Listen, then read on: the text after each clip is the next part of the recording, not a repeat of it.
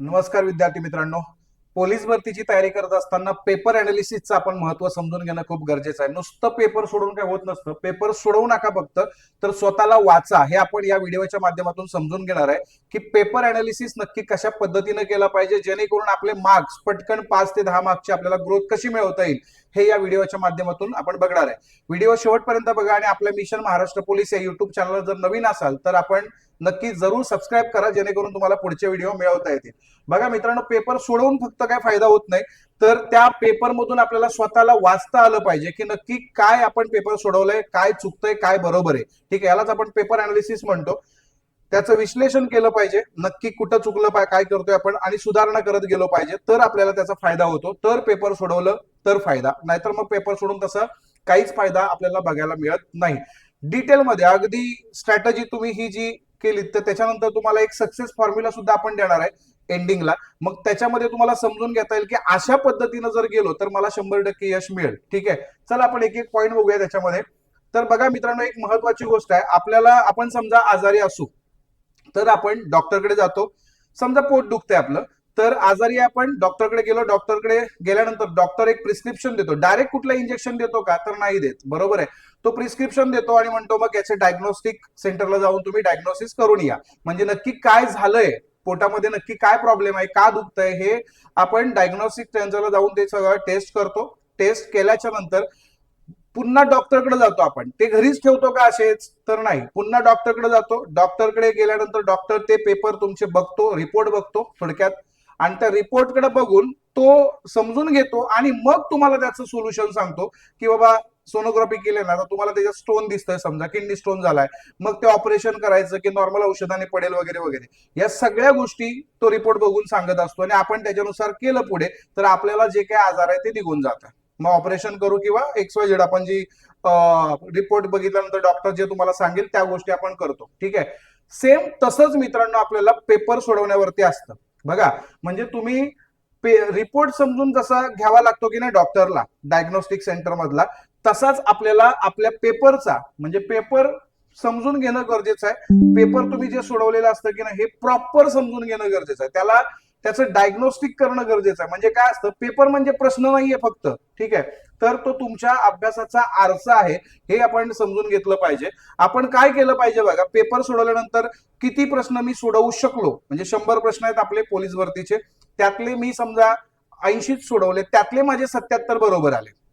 80 पैकी 77 माझे समजा बरोबर येत आहेत, तर माझे 3 प्रश्न चुकतायत ना मित्रांनो. मग ते 3 प्रश्न चुकलेले कोणत्या विषयाचे होते, समजा गणिताचा होता, तर गणिताचा कोणता होता, तर समजा रेल्वेचा होता. बरं, रेल्वेचा प्रश्न माझ्याकडून का चुकला, मग त्याचंही रिझन तुम्हालाच माहिती असतं. ते पेपर तुम्ही सोडवलाय, तुम्हालाच माहिती असतं की हा प्रश्न मी सोडवलाय आणि माझ्याकडून चुकलाय, तर मग काहीतरी तिथं गफलत झाली आपल्याकडून. ठीक आहे, मग ते रिझन सुद्धा तुम्ही काय केलं पाहिजे, पेपर अनालिसिसच्या वहीमध्ये लिहून ठेवलं पाहिजे की माझं या कारणामुळे काय होतंय, हा प्रश्न चुकलेला आहे. मग काही कारण असू शकतं, वेळेला सूत्र वेगळा वापरला, ओके, मग त्या चुकीच्या सूत्रामुळे माझा हा प्रश्न चुकला, हे तुम्ही प्रॉपर रिपोर्टमध्ये लिहिलं, त्या पेपरवरती तुम्ही पेपर अनालिसिसच्या लिहून ठेवलं की मला 80 पैकी 77 मार्क्स मिळाले, माझे 3 चुकले, त्यातला हा एक प्रश्न होता, आणि मग ते आपण डिटेल्स लिहून ठेवल्या. ठीक आहे, दुसरा मराठीचा प्रश्न आहे ते तसंच लिहिलं, बुद्धिमत्तेचा आहे, जीएस आहे जो कुठल्या विषयाचा ते लिहिलं.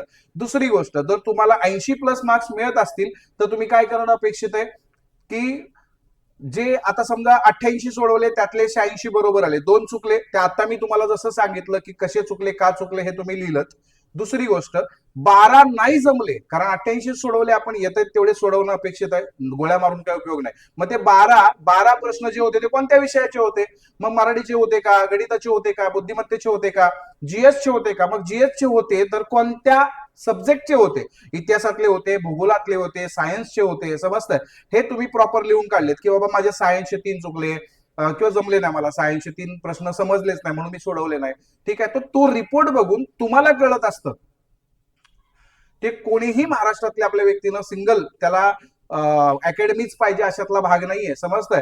तुम्ही वैयक्तिक सुद्धा ते बघून सुद्धा तुम्हाला कळू शकतं की मला सायन्सचे 3 प्रश्न नाही जमले. एकाच पेपरमधून लगेच लक्षात नाहीत, 4-5 पेपरचा जो तुम्ही असं जॉईन करून डायग्नोस्टिक बघितलं ना, म्हणजे पेपर अनालिसिसचा पेज आपला जर चेक केला, तर तुमच्या लक्षात येतं की माझ्याकडून बऱ्याच मोठ्या चुका सायन्समध्ये होत आहेत किंवा मला सायन्सचे प्रश्न जमतच नाही, याचा अर्थ आपल्या लक्षात आला पाहिजे.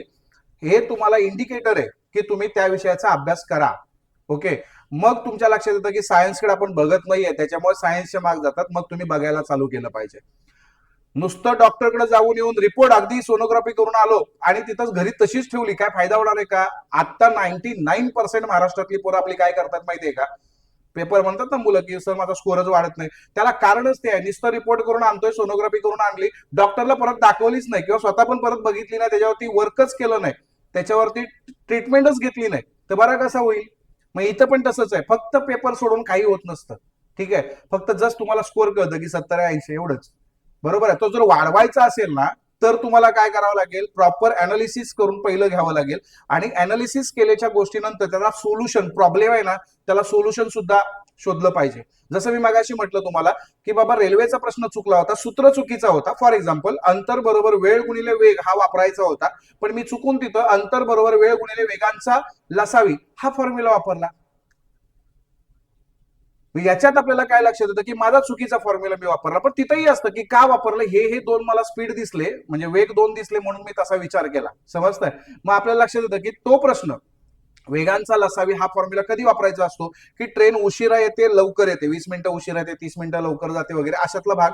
असा प्रश्न आला तरच वेगांचा लसावीचा फॉर्म्युला वापरला जातो, हे आपण स्वतःला समजावावं लागेल. मग त्यावेळेला ज्या वेळेला नेक्स्ट टाइम जसा प्रश्न येईल ना वेगांच्या लसावीचा, तो आपण बरोबर त्या अँगलने बरोबर सोडवणार. मग आपण चुकीचा फॉर्म्युला वापरणार नाही. हे काय झालं? सोल्युशन झालं. ठीक आहे. आणि डीप रेल्वे टॉपिक परत समजून घेतलं पाहिजे, परत ते नेक्स्ट टाइम चुकता कामा नये. नवीन चूक झाली चालेल, पण तीच चूक रिपीट होता कामा नये. तुम्ही चूक सुद्धा लिहून ठेवताय पेपर अनालिसिस मध्ये, मग तुम्हाला हळूहळू सगळ्या गोष्टी समजायला सुरुवात होते. मी जसं मगाशी म्हटलं बघा, आता अनालिसिस मध्ये काय सुधारणं आपल्याला गरजेचं आहे. चुका आपल्या लगेच लक्षात येतात. काय चूक येते की बाबा घाईत प्रश्न न वाचला, म्हणजे प्रश्न पूर्णच नाही वाचला. मग सोल्युशन काय आहे? प्रश्न नीट वाचा. बरोबर की नाही? पेपर अनालिसिस मध्ये हे प्रॉब्लेम येत जाणार तुम्हाला, मी सांगतोय. हे एक इंडिकेटर, जस्ट फक्त नॉर्मल मिस्टेक काय आहेत तुमच्या, तर ह्या दिसत असतात मिस्टेक. एक मी इथं 7 मिस्टेक सांगितल्यात, 7 मिस्टेकचे 7 सोल्युशन पण सांगितले. ठीक आहे, मग तुम्ही तसं काय करणं गरजेचं आहे? तुमच्या मिस्टेक लिहून घेणं गरजेचं आहे. मी कॉमन मिस्टेक लिहिले तिथे की बाबा घाईत प्रश्न न वाचणं, म्हणजे जरा टायमिंगचा इश्यू असतो म्हणून आपण काय करतो, प्रश्न पूर्ण न वाचता पटकन उत्तर द्यायला जातो, त्याच्यामुळे तो प्रश्न चुकला. मग सोल्युशन काय आहे? प्रश्न नीट वाचा. पुढच्या पेपरला आपण लक्षात ठेवायचं, वेळ लागला तरी चालेल, एक्स्ट्रा टाइम नंतर आपण त्याला कव्हर करण्याचा प्रयत्न करू. टाइम मॅनेजमेंट वगैरे या गोष्टी नंतर झाल्या, पहिल्यांदा प्रश्न तर समजले पाहिजेत, पेपर कव्हर होतोय का हे महत्वाचं आहे ना. बरं, टायमिंग, एखादा मुलगा असतो की सर 90 मिनिटात पेपर सुटला पाहिजे, आताच तयारी चालू केली, नाही सुटणार 90 मिनिटात, त्याला प्रश्न वाचायलाच कदाचित वेळ लागेल, तो घेईल 2 तास. पण नंतर वेळेनुसार हळूहळू त्याच्यात काय होईल, स्पीड वाढेल, स्पीड सोबत अॅक्युरेसी टिकवेल आणि मग त्याचा टायमिंग बरोबर त्या 90 मिनिटात किंवा अगदी 85 मिनिटात सुद्धा पेपर सुटून जाईल. ठीक आहे. दुसरं काय होतं, कॉन्सेप्ट स्पष्ट नसतात, म्हणजे थोडक्यात त्या प्रश्नाबद्दलची कन्सेप्ट, मी जे आता उदाहरण तुम्हाला दिलं रेल्वेचं, ते क्लिअर नव्हतं. वेगांचा लसावी वापरायचा की नुसता वेग वापरायचा होता ते समजत नव्हतं, म्हणून ते गेला. समजतंय? वेळेचं नियोजन नाही. मी आता जे बोललो तुम्हाला, वेळेचं नियोजन, कधी कधी वेळेच्या प्रेशरमुळे मुलं चुका करतात. मग ते तुम्हाला मी म्हटलं तसं सुरुवातीला नाही करता येत तसं, पण नंतर तुम्ही त्याला वेळेच्या नियोजनामध्ये त्याला प्रयत्न करू शकता सोडवायला, की 80 मिनिटातच झाला पाहिजे, 85 मिनिटातच झाला पाहिजे. आपल्याला ठीक आहे 90 मिनिटाचा वेळ आहे, पण आपण प्रॅक्टिसमध्ये तो पेपर कुठलाही असो 85 मिनिटात आपण सोडवण्याचा प्रयत्न आपल्याकडून झालाच पाहिजे. ठीक आहे. त्याच्यानंतर फॉर्म्युला विसरणं, जे आता आपण बोललो, फॉर्म्युला नोटबुक तयार करा त्याच्यासाठी आणि प्रत्येक टॉपिकचे फॉर्म्युले लिहून काढा आणि पाठ करा. ठीक आहे. जी काही चूक होईल ना ती असं तुम्ही देणं गरजेचं आहे. अंदाजाने उत्तर देणं नका देऊ, अंदाज कमी करा, कॉन्सेप्ट वरती जास्त लक्ष घाला. ठीक आहे. क्लिअर करून टाका पॉइंट आहे, म्हणजे जे प्रॉब्लेम आहे ना, प्रॉब्लेमला सोल्युशन सुद्धा दिलंय बघा. म्हणजे अशा पद्धतीनं जर तुम्ही गेलात, पेपर अनालिसिस नुसतं फक्त, हा काही मुलांचं असंही असतं बरं का, सर ते पेपर अनालिसिस केलं बरं का, 2 पानं मस्तपैकी लिहून काढली की काय चुकत होतं, काय चुकलं, सगळं लिहून काढलं, पण ते तसंच ठेवलं, त्याचाही काही फायदा होणार नाही. ओके.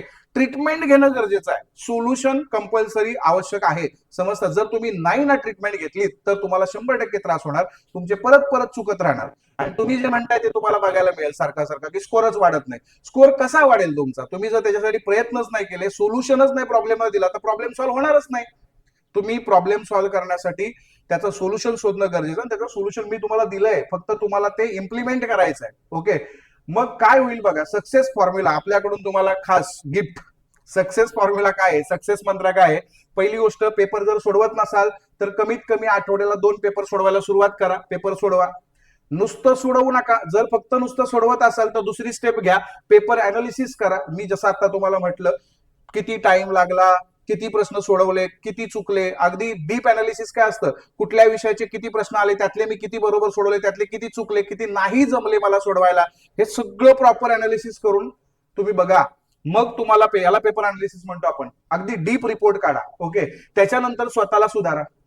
म्हणजे ज्या चुका होत आहेत त्याच्यावरती काम करा, तो टॉपिक क्लिअर करा. मग पुन्हा पुन्हा ते तसं जर तुम्ही करत राहिलात, असं अनालिसिस करत गेलात, तर तुम्हाला एक दिवस सक्सेस नक्कीच मिळेल. आणि हाच सिलेक्शनचा फॉर्म्युला आहे. अभ्यास तर सर्वजण करतात, समजतंय का? पण स्वतःला अनालिसिस करणाऱ्यांची संख्या महाराष्ट्रामध्ये कमी आहे. ओके. तर ते तुम्ही करा. त्याच्यामध्ये त्या कमी संख्येमध्ये तुम्ही या, म्हणजे तुम्हाला सक्सेस नक्की मिळेल. पेपर लिहिणारा विद्यार्थी परीक्षा देतो, हे लक्षात घ्या. पेपर जे आता फक्त सोडवतोय की नाही, तो फक्त परीक्षा देतो. पेपरचं विश्लेषण करणारा विद्यार्थी निवड मिळवतो, म्हणजे सिलेक्शन मिळवतो. हे गोल्डन स्टेटमेंट तुम्हाला तुमच्या माइंडमध्ये छापून घ्यायचं आहे. ठीक आहे, जेणेकरून तुम्हाला याचा फायदा भविष्यामध्ये घेता येईल. बाकी आजचा व्हिडिओ कसा वाटला हे सुद्धा मला कमेंटमध्ये सांगायला विसरू नका. आणि जर का आपल्या चॅनलला नवीन असेल तर जरूर सबस्क्राईब करायचं, कारण जेणेकरून तुम्हाला असेच नवनवीन व्हिडिओज मिळवता येतील. आणि अजून कोणता विषय तुम्हाला तुमच्यापर्यंत व्हिडिओच्या माध्यमातून हवा असेल तर आम्हाला नक्कीच तो कमेंटमध्ये सांगा. आम्ही तो बनवण्याचा नक्की प्रयत्न करू. ठीक आहे, धन्यवाद.